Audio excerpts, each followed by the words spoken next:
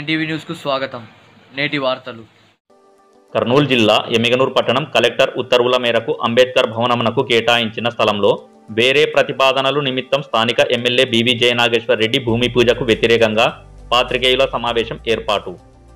పట్టణంలో అంబేద్కర్ కమిటీ అధ్యక్షతన ఏర్పాటు చేసిన పాత్రికేయుల సమావేశంలో గౌరవ సలహాదారులు ఎస్ దేవసహాయం మాట్లాడుతూ ఎమ్మిగనూరు పట్టణంలో మే నెల 10వ తేదీన కర్నూలు జిల్లా కలెక్టర్ ఉత్తర్వుల మేరకు సర్వే నంబర్ 251/1లో 0.46 సెంట్లు, సర్వే నంబర్ 251/3లో పైకి 1 ఎకరా 14 సెంట్లు డాక్టర్ బిఆర్ అంబేద్కర్ భవనమునకు జిల్లా కలెక్టర్ సరిచేసి ఉన్నారు.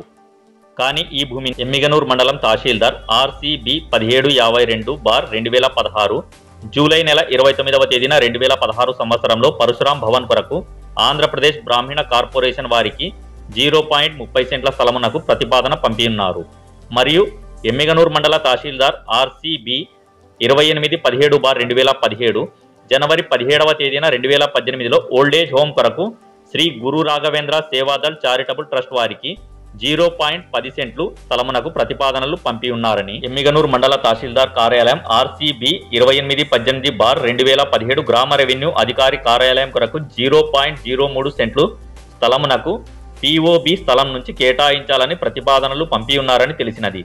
అయితే 2 సర్వే నంబర్లలో మొత్తం 1 ఎకరా 60 సెంట్ల భూమిని ప్రభుత్వ భూమిని డాక్టర్ బిఆర్ అంబేద్కర్ భవనమునకు కేటాయిస్తూ జిల్లా కలెక్టర్ ఉత్తర్వులు జారీ చేసి ఉన్నారు. కావున అధికారులపై వారిని కేటాయించిన ప్రతిపాదనలను రద్దుపరిచి అంబేద్కర్ భవనమునకు కేటాయించిన ఉత్తర్వులను వెంటనే అమలు చేయాలని కోరారు.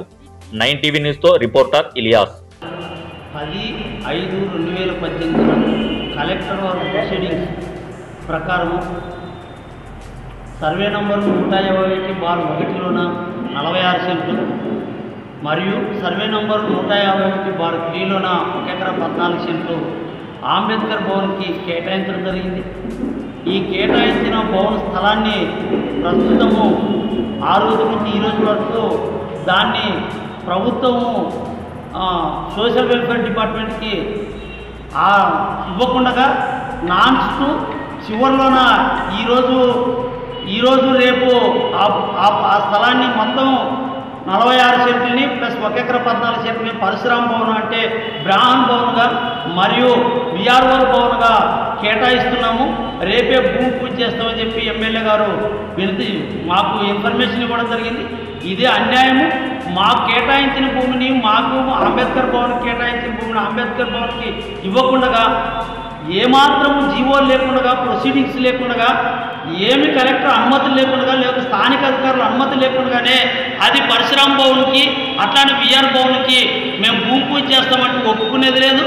ఈ రకమైన ఆలోచన ఎమ్మెల్యే గారు లేదా కింది స్థాయి అధికారులు గారు అట్లా చేస్తే రాబోయే కాలంలో ఖచ్చితంగా మేము వ్యతిరేకిస్తాం. అంతేకాదు మిత్రులారా మేము ఇప్పటి వరకు స్థానిక ఎమ్మెల్యే జయనాగేశ్వర రెడ్డి గారికి దళితుల నుంచి ఎటువంటి వ్యతిరేకత కానీ ఎటువంటి ఆందోళన కానీ చేయలేదు.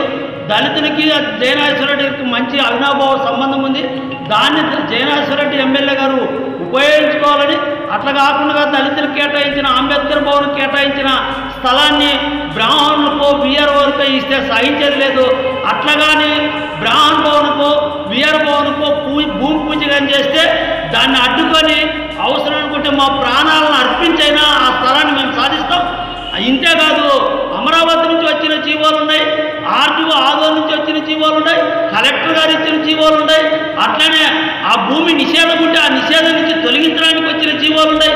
ఇన్ని జీవోలు మేము తీసుకొని వచ్చి ఒక ప్రయత్నం చేసి దాంట్లో సఫలమైతే అంబేద్కర్ భవన్ నిర్మిస్తే 1,50,00,000 రూపాయలు ప్రభుత్వం ఇస్తుంది. ఆ 1,50,00,000తో పెద్ద భవనాన్ని నిర్మించుకొని ఆ రకంగా దళితులందరికీ ఒక మంచి చైతన్యవంతమైన ఆలోచన కలిగేటట్లు ఆ భవనం ఉంటుందని చెప్పి కోరుకుంటే ఎమ్మెల్యే గారు తిరోగమన దిశలోనూ కింద అధికారులు తిరోగమన దిశలో ప్రయాణిస్తున్నారు.